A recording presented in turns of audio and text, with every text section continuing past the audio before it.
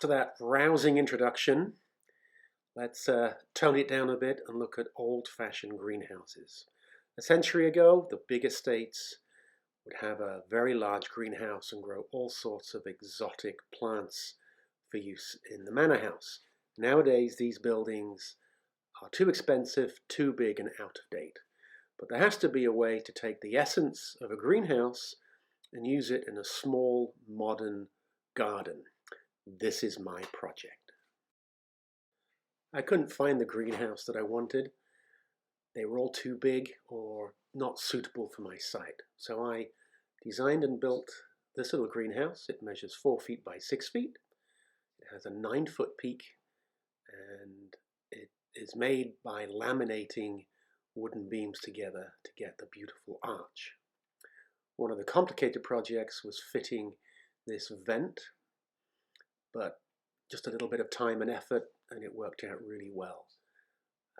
The material here is called Solawrap. It's on a very solid wooden frame, and because it is flexible, it takes the curve of my frames, and I think it doesn't look overly homemade.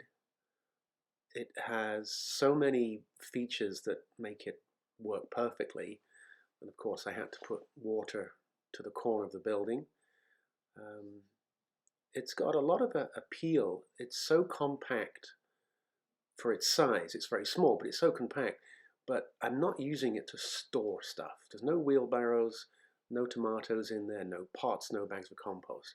It's just plants in pots. And there's a lower level, and on the lower level I've got some bigger plants, things that require a bit more space, and there's still plenty of light down there.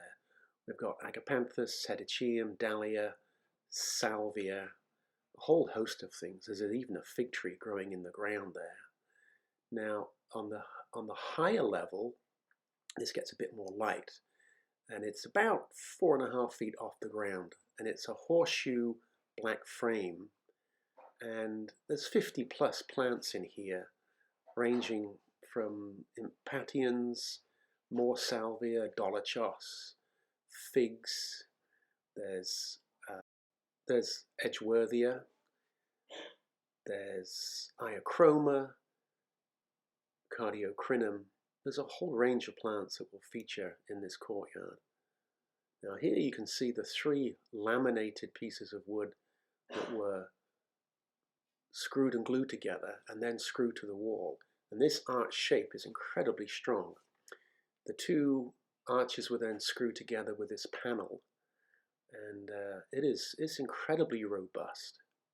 We've had some strong winds here this winter, but it hasn't moved. This is my heat system.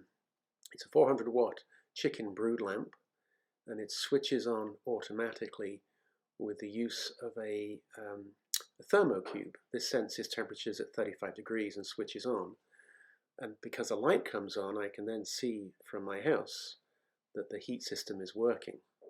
So this greenhouse is perfect for cuttings, perfect for larger plants, great for propagation, and it gives my springtime about a 6-week jump on typical planting times.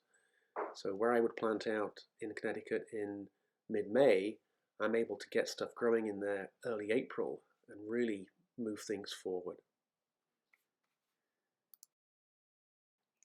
In designing my greenhouse, I knew I wanted to use curves. That way I could use the flexible Solawrap. On my computer, I got the height and the width, and then laminated the beams together. And the rest, as they say, is history. In making my greenhouse, I knew I had to have curved sides to help with snow load. And of course you can't use glass because they have to be straight sides. So this is what I use. Here's a closer look at Solawrap. This is the product, Solawrap. It comes in 2 parts. I use this in a previous life preparing plants for various projects in England, and I'm really pleased to say it's now in the States.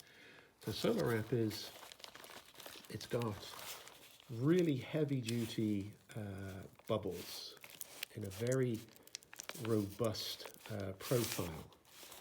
And then on the side, it goes to this layer with a very rigid core.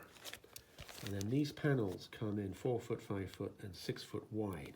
I cut it here, but you imagine that what you see here would be repeated on this side. So you buy this in a long panel, and there's no waste. You just cut the piece you need, use it, and then the other end starts the next roll. So this is the insulation, the rigid insulation, and then it has to be used with this. This is the extrusion, and you see it's got grooves on both sides to join the panels together. What I do is drill a pilot hole, countersink it, and I use deck screws, and they bite nicely. This particular one, I think the countersinking is important because you get a nice flush fit.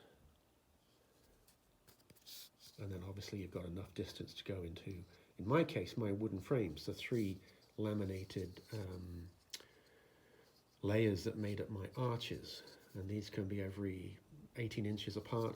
And because you've got that nice curve, this has got a bit of flexibility to it. It adds even more strength. So you have to have this in order to use this, and this is no use without that. So don't just order the plastic and then don't get the extrusion, you have to have it. And this is the magic. This slots in there very easily. And then when you put some tension on it, it pulls up tight to the groove. Very rigid, very sturdy, and I just think this is spectacular. It's a wonderful, wonderful product, and I'm delighted with my greenhouse. I couldn't have made the size I made without Solawrap, and with a bit of laminating and creative problem solving, my 4 foot by 6 foot greenhouse is made possible because of this. So that is Solawrap, a closer look at the product that I use for both my greenhouse and the cold frame. This greenhouse was built in November of 2019. I was able to build it in my workshop, in my basement. So very easy to come out, take measurements, go back, and really set up an accurate square framework. The lumber is pressure treated, that was ripped down into thin strips of about 3/4 of an inch, glued with waterproof outdoor glue, and then screwed as well. The paint was outdoor undercoat, and then 2 coats of outdoor oil-based semi-gloss to try and give it some durability. Very happy with the outcome. It does not look overly homemade. It's the perfect size, the perfect height for what I want, which is when you design something, you should actually get what you want. And it's got all the features that I want it to have, all the capacity.